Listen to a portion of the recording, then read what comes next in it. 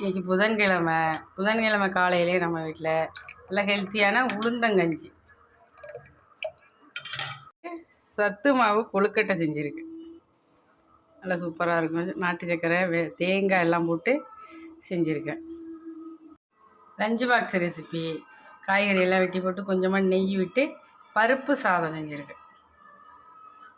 தொட்டு சாப்பிட ஒரு நாட்டுக்கோழி முட்டையை அப்படியே ப்ளைனாக ஆம்லேட்டு போட்டு வச்சுருக்கேன். காலையிலே வேலையெல்லாம் முடித்தாச்சு. அடுத்து மீன் குழம்பு வச்சு என்னமோ ரொம்ப நாள் ஆன மாதிரி ஒரு ஃபீல் ஆச்சு. இன்னைக்கு காலையிலே போய் இந்த மீன் வாங்கிட்டு வந்தாச்சு. தேசப்பொடின்னு சொல்லுவாங்க, வெள்ளாம்பொடின்னு சொல்லுவாங்க. குழம்பு தண்ணியாக வச்சு சாப்பிட்டோம்னா சூப்பராக இருக்கும். வறுத்து சாப்பிட்டாலும் சூப்பராக இருக்கும். இந்த வால் மண்டையை கிள்ளிட்டு உப்பை போட்டு உரசனோம்னா பளீர்னு போயிடும். மீனெல்லாம் நல்லா அலசி சுத்தம் பண்ணி மீன் குழம்பு வச்சாச்சு. நல்லா மாங்காய் போட்டு, மாங்காயும் நல்லா டேஸ்ட்டாக இருக்கும். மாங்காய் போட்டு மீன் குழம்பு இப்படி தண்ணியாக தான் வைக்கணும். இந்த பொடி மீனெல்லாம் போட்டு அப்படி வச்சுருக்கேன்.